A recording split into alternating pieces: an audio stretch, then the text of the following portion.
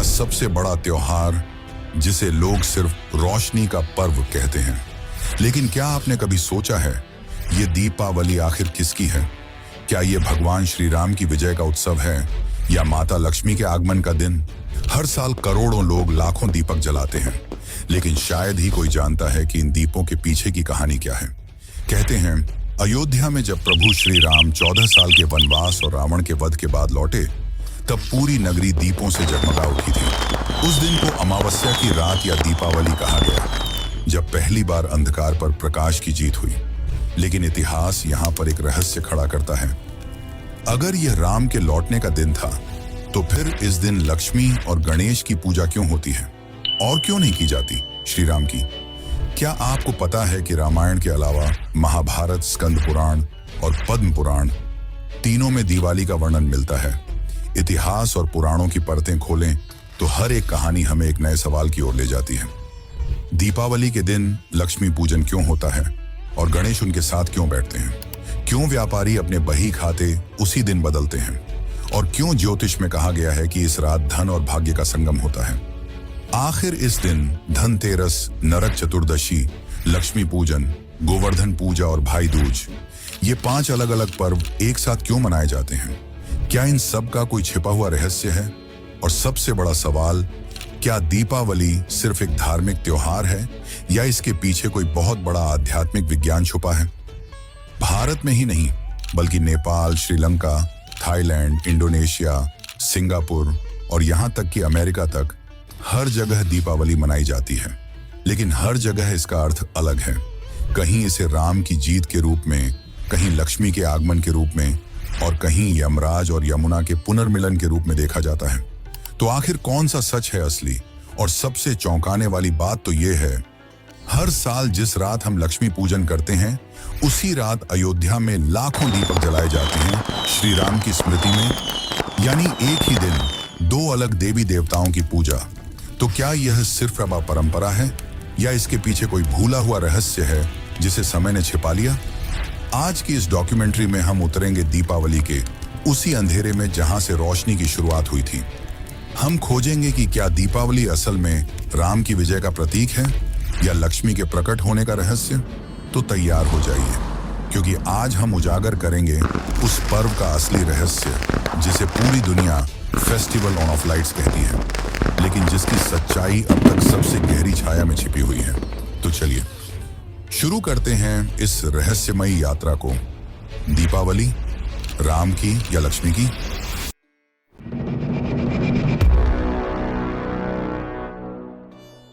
अगर हम आज किसी बच्चे से पूछें कि दिवाली क्यों मनाई जाती है, तो उसका जवाब होगा क्योंकि भगवान श्री राम 14 साल का वनवास पूरा कर अयोध्या लौटे थे।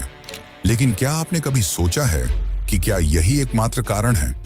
क्या सच में दिवाली सिर्फ रामायण से जुड़ी है या इसके पीछे और भी हजारों साल पुरानी कहानियां दबी हैं? वाल्मीकि रामायण में इसका पहला उल्लेख मिलता है। जब श्री राम लंका विजय के बाद माता सीता और लक्ष्मण के साथ अयोध्या लौटे, तब पूरी नगरी दीपों से जगमगा उठी थी। कहते हैं उस अमावस्या की रात को अयोध्या वासियों ने पहली बार दीपक जलाए, ताकि अंधकार को हटाकर अपने आराध्य का स्वागत कर सकें। उस समय के लोग दीपों को सिर्फ रोशनी नहीं, बल्कि धर्म की विजय का प्रतीक मानते थे। यही घटना अयोध्या दीपोत्सव के रूप में प्रसिद्ध हुई और धीरे धीरे यही दीपावली बन गई। लेकिन यह कहानी यहीं खत्म नहीं होती। कालिदास ने अपने प्रसिद्ध ग्रंथ रघुवंशम में भी इसका उल्लेख किया है। उन्होंने लिखा कि जब रघुवंशी राजा राम अयोध्या लौटे, तो सारे नगर ने दीपों से उनका स्वागत किया। यही पहला सांस्कृतिक प्रमाण है कि दीपावली उस युग में भी राष्ट्रीय उत्सव की तरह मनाई जाती थी। इसके बाद स्कंद पुराण और पद्म पुराण जैसे ग्रंथों में भी दीपोत्सव शब्द मिलता है, पर यहाँ इसका कारण अलग बताया गया है। स्कंद पुराण के अनुसार यह दिन केवल श्री राम की विजय नहीं, बल्कि देवी लक्ष्मी के पृथ्वी पर आगमन का भी प्रतीक है। यानी एक ही तिथि पर 2 दिव्य घटनाएं, एक जब श्री राम लौटे और दूसरी जब समुद्र मंथन से लक्ष्मी प्रकट हुई। अब आते हैं महाभारत काल पर। कई विद्वानों का मानना है कि जब पांडव 12 वर्ष के वनवास और 1 वर्ष के अज्ञातवास के बाद हस्तिनापुर लौटे, तब उनके स्वागत में भी दीप जलाए गए। यानी दीपावली का संबंध केवल त्रेता युग से नहीं बल्कि द्वापर युग तक फैला हुआ है। महाभारत के शांति पर्व में युधिष्ठिर के राज्याभिषेक के दिन को प्रकाश पर्व कहा गया है, जो अमावस्या की रात थी। इससे यह सिद्ध होता है कि दीपावली धर्म की पुनर्स्थापना और विजय दोनों का प्रतीक बन चुकी थी। अब अगर इतिहास के पन्नों में आगे बढ़ें तो एक और नाम सामने आता है, राजा विक्रमादित्य। कहा जाता है कि उनके राज्याभिषेक का दिन भी दीपावली के दिन हुआ था और इसी दिन से विक्रम संवत की शुरुआत हुई, जो आज भी भारत का सबसे प्राचीन और सटीक कैलेंडर माना जाता है। इतिहासकारों के अनुसार विक्रम संवत की शुरुआत 57 ईसा पूर्व हुई थी, यानी आज से लगभग 2000 साल पहले। इसका मतलब यह हुआ कि दीपावली सिर्फ धार्मिक पर्व नहीं बल्कि भारत के ऐतिहासिक कालगणना की जड़ भी है। इतिहास के ये सभी प्रमाण एक ही दिशा में इशारा करते हैं कि दीपावली किसी एक धर्म, काल या पात्र तक सीमित नहीं है। यह उस अनंत काल चक्र का पर्व है जो हर युग में धर्म, ज्ञान और प्रकाश के पुनर्जन्म को दर्शाता है। समय के साथ अयोध्या दीपोत्सव पूरे भारत का उत्सव बन गया। उत्तर भारत में इसे श्री राम की विजय के रूप में, पश्चिम भारत में लक्ष्मी पूजन के रूप में, दक्षिण भारत में कृष्ण के नरकासुर वध के रूप में और पूर्वी भारत में काली पूजा के रूप में मनाया जाने लगा। यानी हर दिशा में दीप वही रहे, बस उनके अर्थ बदल गए। आज भी जब अयोध्या में लाखों दीपक जलाए जाते हैं तो यह केवल एक धार्मिक परंपरा नहीं बल्कि 5000 वर्षों की जीवित स्मृति है। उस दिन की जब धर्म लौटा था, जब अंधकार हारा था और जब मानव ने पहली बार प्रकाश को पूजना सीखा था। तो सवाल यह नहीं कि दीपावली कब शुरू हुई, सवाल यह है, क्या यह सचमुच केवल श्री राम की विजय का पर्व है या फिर वह क्षण जब समूचे ब्रह्मांड ने पहली बार रोशनी को धर्म का प्रतीक माना। तो चलिए जानते हैं इसका असली रहस्य। लेकिन उससे पहले अगर आपको वीडियो अच्छी लग रही है तो कमेंट में जय श्री राम जरूर लिखें।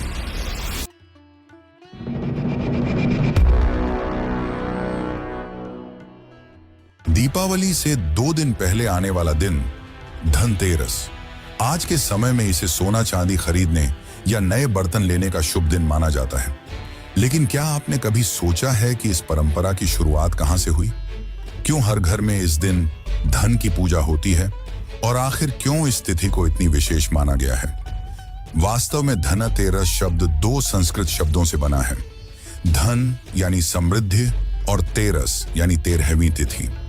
यह तिथि कार्तिक कृष्ण पक्ष की त्रयोदशी को पड़ती है और यही दिन धनवंतरी जयंती के रूप में भी मनाया जाता है। पुराणों के अनुसार इसी दिन भगवान धनवंतरी समुद्र मंथन से अमृत कलश लेकर प्रकट हुए थे। यानी धनतेरस केवल सोने चांदी की खरीदारी का दिन नहीं बल्कि स्वास्थ्य और अमृतत्व के प्रतीक भगवान धनवंतरी का प्रकट दिवस है। लेकिन यह रहस्य यहीं खत्म नहीं होता, क्योंकि समुद्र मंथन के उसी दिन देवी लक्ष्मी भी प्रकट हुई थी। जब देवताओं और दानवों ने क्षीर सागर को मथा तब समुद्र से 14 रत्न निकले, जिनमें 14वें क्रम पर निकली थी स्वयं महालक्ष्मी। वह अपने हाथों में कमल लेकर खड़ी हुई और चारों ओर स्वर्ण ज्योति फैल गई।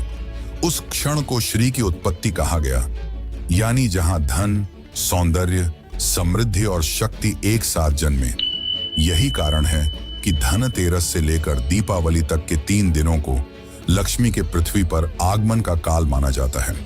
पौराणिक ग्रंथों में यह भी उल्लेख है कि जब देवी लक्ष्मी पृथ्वी पर उतरी तब भगवान विष्णु ने कहा, जहां दीपों का प्रकाश होगा वहां तुम निवास करोगी। इसीलिए हर घर में दीपक जलाकर लक्ष्मी का स्वागत किया जाता है। परंतु एक गहरी बात यहां छिपी है। लक्ष्मी केवल धन की देवी नहीं बल्कि शुद्ध कर्म और सद्गुण की प्रतीक है। वे वहीं स्थायी रूप से रहती हैं जहां सत्य, श्रम और संतोष का वास हो। आधुनिक युग में हम लक्ष्मी पूजा को केवल धन प्राप्ति से जोड़ते हैं, लेकिन वेदों में श्री सूक्त के अनुसार लक्ष्मी केवल भौतिक समृद्धि नहीं देती बल्कि आध्यात्मिक उन्नति का मार्ग भी दिखाती है। श्री सूक्त की एक पंक्ति कहती है, तामा आवह जात वेदो लक्ष्मी अनपगामिनी, अर्थात हे अग्निदेव, हमें ऐसी लक्ष्मी प्रदान करो जो कभी दूर न जाए। इसका सीधा अर्थ है कि जिस घर में अग्नि अर्थात दीपक और सत्कर्म की ज्योति जलती है वहां लक्ष्मी सदा रहती है। अब आते हैं धन और स्वास्थ्य के इस रहस्यमयी संगम पर। धनवंतरी और लक्ष्मी का एक साथ प्रकट होना यह दर्शाता है कि धन और स्वास्थ्य दोनों का संतुलन ही वास्तविक समृद्धि है, क्योंकि बिना स्वास्थ्य के धन व्यर्थ है और बिना धन के धर्म अधूरा। यही कारण है कि धनतेरस के दिन आयुर्वेद, औषधियों और स्वच्छता की पूजा भी की जाती है। यह दिन हमें याद दिलाता है कि शुद्ध तन, स्वच्छ मन और संतुलित जीवन यही असली लक्ष्मी है। अब अगर हम लक्ष्मी पूजन की तिथि पर आएं, तो इसके पीछे भी सटीक खगोलीय और वैदिक गणना है। कहा गया है कि दीपावली की रात कार्तिक अमावस्या की होती है और उस रात प्रदोष काल यानी सूर्यास्त से लगभग 40 मिनट बाद यही वह समय है जब अशुभ ग्रह ऊर्जा शांत और सकारात्मक ऊर्जा अपने चरम पर होती है। इसी क्षण देवी लक्ष्मी पृथ्वी पर भ्रमण करती हैं। इसलिए इस काल में घरों की सफाई, दीपक और नए वस्त्र पहनना केवल परंपरा नहीं, बल्कि ऊर्जा शुद्धिकरण की वैज्ञानिक प्रक्रिया है। इतिहासकार मानते हैं कि प्राचीन भारत में दीपावली का अर्थ केवल धन नहीं था, बल्कि श्री का आगमन, यानी वह शक्ति जो धर्म और समृद्धि दोनों को संतुलित करती है। बाद में व्यापारी वर्ग ने इसे नए वित्तीय वर्ष और बही खातों से जोड़ दिया, जिससे यह आर्थिक दृष्टि से भी महत्वपूर्ण बन गया। पर अब सवाल उठता है, अगर लक्ष्मी और धनवंतरी दोनों इसी दिन प्रकट हुए, तो फिर दीपावली की रात केवल लक्ष्मी पूजा पर इतना जोर क्यों दिया गया? और क्यों गणेश उनके साथ पूजे जाते हैं, जबकि उनका इस कथा से सीधा संबंध नहीं? क्या इस जोड़ी के पीछे भी कोई गहरा ब्रह्मांडीय या दार्शनिक रहस्य छिपा है? तो चलिए जानते हैं गणेश और लक्ष्मी की संयुक्त पूजा का रहस्य। कभी ना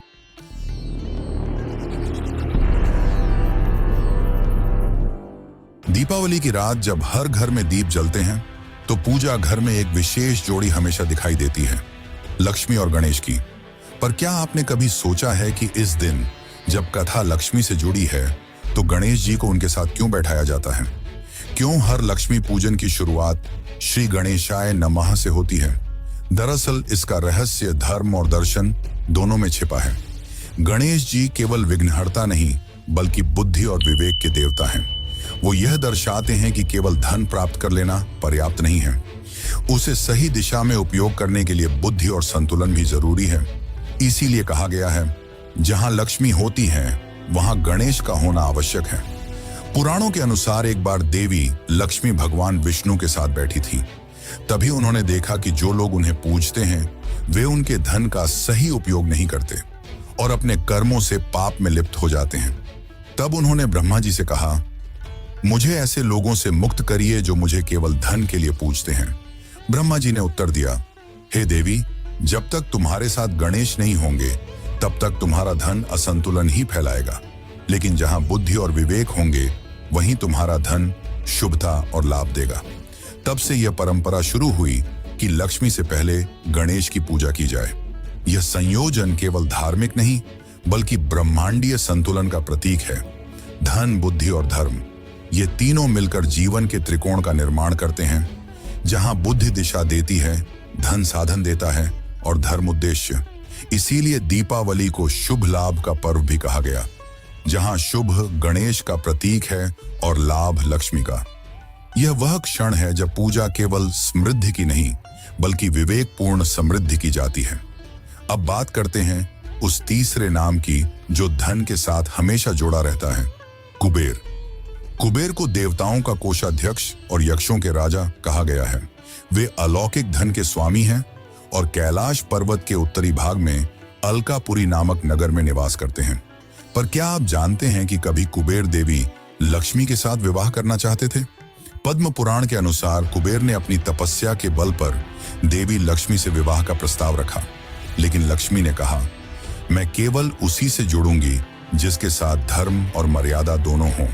और तब उन्होंने भगवान विष्णु को अपना पति चुना, क्योंकि विष्णु पालन करता है जो धर्म को धन के ऊपर रखते हैं। यह कथा हमें एक गहरा संदेश देती है।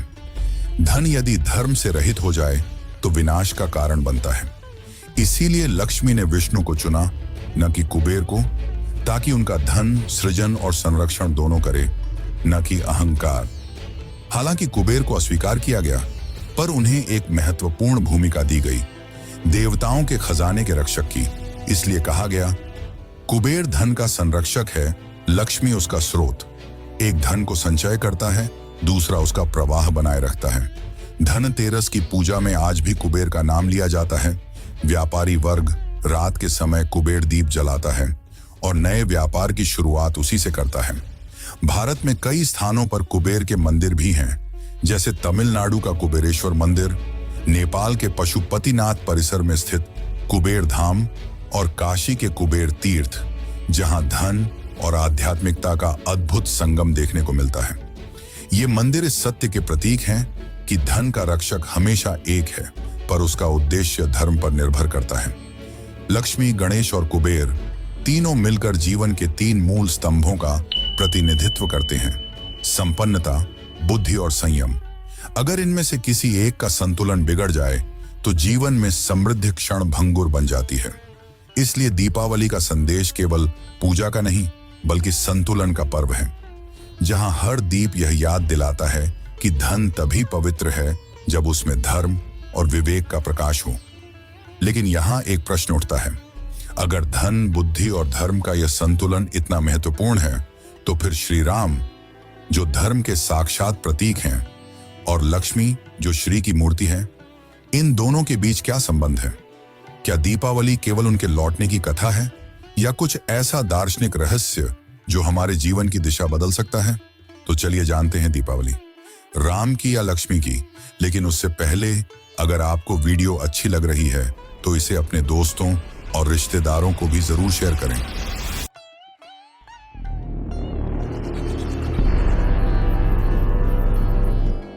हर साल अमावस्या की रात जब लाखों दीपक जलते हैं तो एक सवाल फिर उठता है, ये पर्व आखिर किसका है?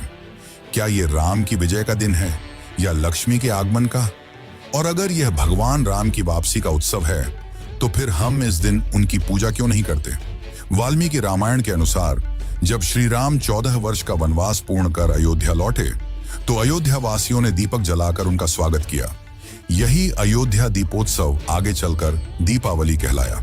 परंतु इतिहास और शास्त्रों की परतें खोलें तो हमें पता चलता है कि इस दिन केवल राम की धर्म विजय ही नहीं, बल्कि लक्ष्मी का प्रकट दिवस भी मनाया जाता है। पद्म पुराण में उल्लेख है कि कार्तिक अमावस्या की रात को देवी लक्ष्मी समुद्र मंथन से प्रकट हुई थी।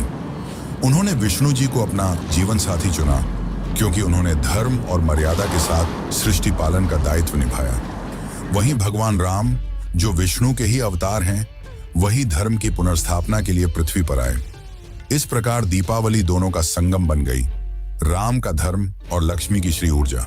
राम धर्म के प्रतीक हैं, जो बताते हैं कि जीवन का उद्देश्य केवल भोग नहीं, बल्कि मर्यादा है। लक्ष्मी समृद्धि की प्रतीक हैं, जो बताती हैं कि धर्म के बिना धन का कोई मूल्य नहीं। इसीलिए कहा गया, यत्र धर्मः तत्र लक्ष्मी। जहां धर्म है वहीं लक्ष्मी का वास है, और जहां अधर्म है वहां अलक्ष्मी निवास करती है। अब अगर हम इसे और गहराई से समझें तो विष्णु लक्ष्मी द्वैत सृष्टि के संतुलन का मूल आधार है। विष्णु का हर अवतार, चाहे वह श्री राम हो या श्री कृष्ण, धर्म की स्थापना और लक्ष्मी की ऊर्जा को संतुलित करने के लिए ही होता है। श्री राम ने धर्म की रक्षा कर संसार को संतुलित किया, तो लक्ष्मी ने उस धर्म को स्थायित्व और समृद्धि प्रदान की। इसलिए दीपावली केवल विजय का नहीं, बल्कि संतुलन का पर्व है, जहां धर्म और धन दोनों एक साथ पूजे जाते हैं। यही कारण है कि कालांतर में जब श्री राम की विजय कथा का स्मरण दीपों से किया जाने लगा, तो उसी रात लक्ष्मी पूजन का भी विधान बना, क्योंकि धर्म की लौ को स्थायी बनाने के लिए श्री का होना आवश्यक था। इसलिए धीरे धीरे यह उत्सव राम की वापसी से लक्ष्मी पूजन तक रूपांतरित हो गया, और इसीलिए कहा गया, धर्म की विजय से समृद्धि का आरंभ होता है। पर क्या आप जानते हैं, यह संतुलन केवल एक रात का नहीं, बल्कि 5 रातों की यात्रा है। धनतेरस से लेकर भाई दूज तक हर दिन एक विशेष कथा, एक ऊर्जा और एक रहस्य से जुड़ा है। अब सवाल यह उठता है, क्यों इन 5 दिनों को अलग अलग देवताओं को समर्पित किया गया? क्यों एक दिन धनवंतरी के लिए, दूसरा नरकासुर वध के लिए, तीसरा लक्ष्मी पूजन के लिए, चौथा गोवर्धन पूजा के लिए और 5वां यम यमुना मिलन के लिए? क्या इन 5 दिनों के बीच कोई अदृश्य आध्यात्मिक सूत्र है जो पूरे पर्व को जोड़ता है? तो चलिए जानते हैं दीपावली के 5 दिनों का असली रहस्य।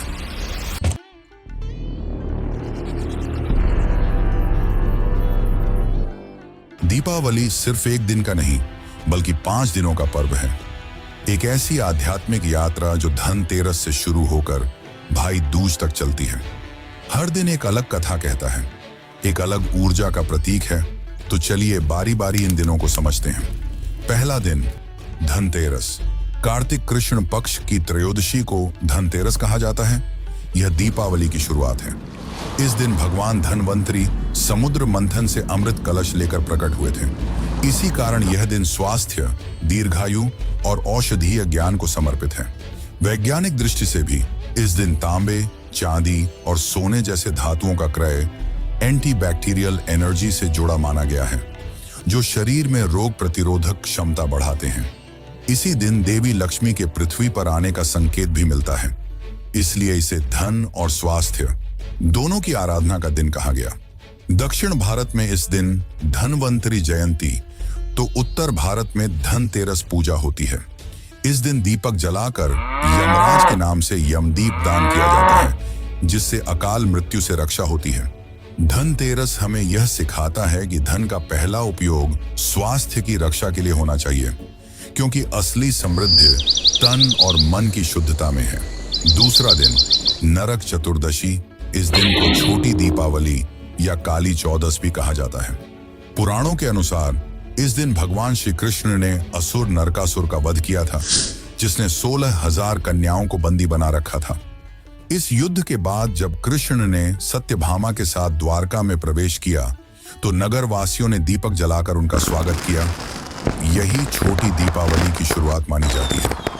यह दिन अंधकार और पाप के नाश का प्रतीक है। दक्षिण भारत में इस दिन को मुख्य दीपावली कहा जाता है, क्योंकि वहां नरकासुर वध को पाप मुक्ति दिवस के रूप में मनाया जाता है। उत्तर भारत में लोग इस दिन प्रातः स्नान के समय तिल और उबटन लगाकर शरीर की शुद्धि करते हैं, जिसे अभ्यंग स्नान कहा जाता है। इसका संदेश स्पष्ट है, बाहरी दीप जलाने से पहले अपने भीतर का अंधकार मिटाना ही सच्ची दीपावली है। तीसरा दिन लक्ष्मी पूजा। अमावस्या की रात जब अंधकार अपने चरम पर होता है, तब मनुष्य दीपक जलाता है। ये वही दिन है जब देवी लक्ष्मी समुद्र मंथन से प्रकट हुई थीं, इसलिए इस दिन को लक्ष्मी पूजन दिवस कहा गया। पद्म पुराण के अनुसार जब विष्णु योग निद्रा में होते हैं, तब कार्तिक अमावस्या की रात लक्ष्मी पृथ्वी पर भ्रमण करती हैं और उन घरों में प्रवेश करती हैं जहां स्वच्छता, श्रम और सदाचार का वास होता है। इसीलिए कहा गया, स्वच्छता लक्ष्मी का प्रथम द्वार है। इस दिन का प्रदोष काल यानी कि सूर्यास्त के बाद का समय सबसे शुभ माना गया है। इसी समय दीपक जलाने का विधान है, ताकि प्रकाश की तरंगें पूरे वातावरण में सकारात्मक ऊर्जा फैलाएं। यह दिन हमें सिखाता है कि धन तभी शुभ है जब वह धर्म और सत्कर्म के साथ जुड़ा हो। चौथा दिन गोवर्धन पूजा। दीपावली के अगले दिन कार्तिक शुक्ल प्रतिपदा को गोवर्धन पूजा की जाती है। इस दिन श्री कृष्ण ने इंद्र के अहंकार को तोड़ते हुए गोवर्धन पर्वत को अपनी उंगली पर उठाया और वृंदावन वासियों को वर्षा से बचाया। यह घटना केवल एक चमत्कार नहीं बल्कि एक संदेश थी, प्रकृति की पूजा करो, न कि अहंकार की। उत्तर भारत में यह दिन अन्नकूट उत्सव के रूप में मनाया जाता है, जहां भगवान को सैकड़ों प्रकार के भोजन अर्पित किए जाते हैं। दक्षिण भारत में इसी दिन राजा बलि और वामन अवतार की कथा मनाई जाती है। कहा जाता है कि जब विष्णु ने वामन रूप लेकर बलि राजा को पाताल लोक भेजा, तब वचन दिया कि वर्ष में एक दिन उन्हें पृथ्वी पर लौटने की अनुमति मिलेगी। वही दिन गोवर्धन पूजा का है, इसलिए केरल और तमिलनाडु में इसे बलि प्रतिपदा कहा जाता है। यह दिन हमें सिखाता है कि मानव को अपने श्रम, भूमि और भोजन के प्रति कृतज्ञ होना चाहिए। यही सच्ची भक्ति है। पांचवां दिन भाई दूज। दीपावली का अंतिम दिन भाई दूज कहलाता है, जो यमराज और उनकी बहन यमुना के पवित्र मिलन की स्मृति में मनाया जाता है। कहा जाता है कि जब यमराज अपनी बहन यमुना से मिलने गए तो उन्होंने अपने भाई का तिलक किया और दीर्घायु का आशीर्वाद दिया। तब यमराज ने कहा, जो भाई इस दिन अपनी बहन के घर जाएगा उसकी आयु लंबी होगी। तब से यह परंपरा शुरू हुई। यह दिन प्रेम, सुरक्षा और पारिवारिक बंधन का प्रतीक है। नेपाली परंपरा में इसे भाई टीका कहा जाता है, जहां बहन अपने भाई के माथे पर सप्तवर्णीय तिलक लगाती है। इस दिन बहनें भाई की लंबी उम्र की कामना करती हैं और भाई उनकी रक्षा का वचन देता है। इस प्रकार यह दीपावली यात्रा का अंतिम बिंदु है, जहां प्रकाश अब प्रेम के रूप में रूपांतरित हो जाता है। लेकिन अब सवाल यह उठता है, क्या केवल परंपरा निभाना ही इस पर्व का अर्थ है, या इसके पीछे कोई ऐसा वैज्ञानिक और दार्शनिक रहस्य छिपा है जो हजारों साल से हमारी चेतना को प्रभावित कर रहा है? तो चलिए अब जानते हैं दिवाली और विज्ञान का रहस्य।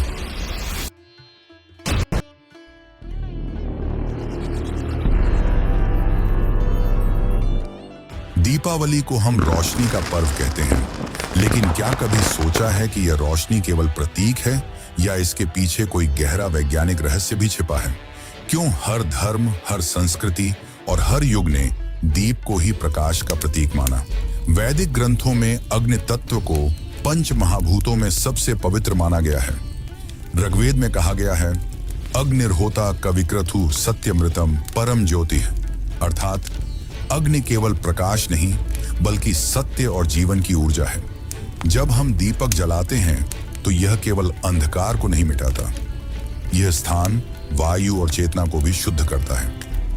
आधुनिक विज्ञान के अनुसार जब घी या तिल के तेल से बना दीपक जलता है तो उससे निकलने वाले नकारात्मक आयन यानी कि नेगेटिव आयन्स वातावरण की हानिकारक बैक्टीरिया को नष्ट करते हैं और ऑक्सीजन का स्तर बढ़ाते हैं। यही कारण है कि पुराने समय में मंदिरों, घरों और यज्ञ स्थलों पर दीपक का निरंतर जलना शुद्धिकरण का प्रतीक माना गया। दीपावली हमेशा कार्तिक अमावस्या को आती है। यह वह समय होता है जब सूर्य तुला राशि में और चंद्रमा वृश्चिक राशि में होता है। खगोल शास्त्रियों के अनुसार यह वह बिंदु है जब सौर और चंद्र ऊर्जा का संतुलन सबसे न्यूनतम होता है, अर्थात उस दिन पृथ्वी पर प्राकृतिक प्रकाश और चुंबकीय शक्ति सबसे कम होती है। इसलिए ऋषियों ने कहा, जब आकाश का प्रकाश घटे तो मानव अपने भीतर प्रकाश जलाए। यही कारण है कि इस रात दीप जलाना केवल धार्मिक कार्य नहीं बल्कि ब्रह्मांडीय संतुलन का हिस्सा है। भविष्य पुराण में भी उल्लेख है, अमावस्या तिथौ दीपदानम पापम नाशयति, यानी इस दिन दीप जलाने से न केवल अंधकार बल्कि मानसिक नकारात्मकता भी नष्ट होती है। आधुनिक मनोविज्ञान के अनुसार लाइट एक्सपोजर थेरेपी डिप्रेशन और सीजन स्पाइन स्ट्रेस को कम करती है। अर्थात वैदिक दीपदान और आधुनिक विज्ञान दोनों का उद्देश्य एक ही है, अंधकार में प्रकाश खोजना। AIIMS दिल्ली और IIT बॉम्बे की संयुक्त रिपोर्ट के अनुसार दीपावली के दौरान जलने वाले देसी घी और तिल के तेल के दीपक मोमबत्तियों की तुलना में 60% अधिक ऑक्सीजन न्यूट्रल और कम टॉक्सिक होते हैं। इसके अतिरिक्त लगातार जलने वाले दीप मनुष्य के मन में सुरक्षा और संतुलन की भावना जगाते हैं। इसी कारण पुराने समय में कहा गया, जहां दीपक जलता है वहां भय नहीं रहता। इसका वैज्ञानिक कारण यह है कि फ्लेम फ्लिकर फ्रीक्वेंसी लगभग 10 से 15 हर्ट्ज होती है, जो मस्तिष्क की अल्फा वेव्स को स्थिर करती है। यही तरंग ध्यान अवस्था से जुड़ी है। आज दीपावली केवल भारत का नहीं बल्कि पूरी दुनिया का त्योहार बन चुकी है। Nepal, Sri Lanka, Singapore, Thailand, Indonesia, Malaysia, Mauritius, Fiji और त्रिनिदाद जैसे देशों में इसे बड़े धूमधाम से मनाया जाता है। नेपाल में इसे तिहार, श्रीलंका में दीपोत्सव और थाईलैंड में लॉय क्रथोंग फेस्टिवल कहा जाता है, जहां जल पर तैरते दीपक प्रेम और कृतज्ञता के प्रतीक माने जाते हैं। सिंगापुर में लिटिल इंडिया क्षेत्र हर साल 1 मिलियन से अधिक लाइट्स से सजाया जाता है। फिजी में 40% आबादी भारतीय मूल की है और वहां दीपावली राष्ट्रीय अवकाश है। यूनेस्को ने भी 2023 में दीपावली को intangible cultural heritage of humanity की सूची में शामिल करने की सिफारिश की थी, जो इसकी वैश्विक पहचान का प्रमाण है। अक्टूबर 2024 में अयोध्या ने एक नया विश्व रिकॉर्ड बनाया, 22,23,266 दीपक एक साथ जलाकर। यह आयोजन Guinness book of world records में दर्ज हुआ। हर दीप केवल एक दीपक नहीं था, बल्कि हर नागरिक के हाथों से जलता एक संकल्प था कि अंधकार चाहे कितना भी गहरा हो, एक लौ से मिटा सकती है। इस कार्यक्रम में दुनिया भर से आए 50 से अधिक देशों के राजनयिक शामिल हुए। यह केवल धार्मिक आयोजन नहीं, बल्कि भारत की सांस्कृतिक एकता और ऊर्जा विज्ञान का प्रतीक था। भारत में दीपावली के दौरान होने वाला व्यापार करीब 1,50,00,000 करोड़ रुपए से अधिक का होता है। फायरवर्क्स इंडस्ट्री अकेले तमिलनाडु के शिवकाशी क्षेत्र में 6,000 करोड़ रुपए से ज्यादा का कारोबार करती है। देश भर में लगभग 1 अरब से अधिक दीपक हर साल बेचे जाते हैं, जिनमें से 60% मिट्टी के और 40% धातु या रेशम आधारित होते हैं। विश्व स्तर पर भी इंडियन लैंप्स एक्सपोर्ट का बाजार $200 मिलियन तक पहुंच चुका है। अमेरिका के व्हाइट हाउस से लेकर यूके पार्लियामेंट तक अब दीपावली आधिकारिक रूप से मनाई जाती है। 2022 में अमेरिकी राष्ट्रपति जो बाइडेन ने कहा था, Diwali reminds us that light will always triumph over darkness and knowledge over ignorance. Deepavali चाहे अयोध्या में हो या न्यूयॉर्क में, चाहे काशी में हो या सिंगापुर में, हर जगह इसका अर्थ एक ही है, अंधकार में भी प्रकाश ढूंढो। यह पर्व हमें याद दिलाता है कि प्रकाश केवल बाहरी दीवारों को नहीं, बल्कि हमारे विचारों, कर्मों और रिश्तों को भी रोशन करता है। जब हम एक दीप जलाते हैं तो वह न केवल हमारे घर का, बल्कि पूरे ब्रह्मांड का कंपन बदल देता है। तो मित्रों, यह थी दिवाली का संपूर्ण इतिहास और रहस्य। और अगर आपको यह वीडियो अच्छी लगी हो तो इसे अपने दोस्तों और रिश्तेदारों को जरूर शेयर करें, ताकि वे भी दिवाली की असली सच्चाई जान सकें।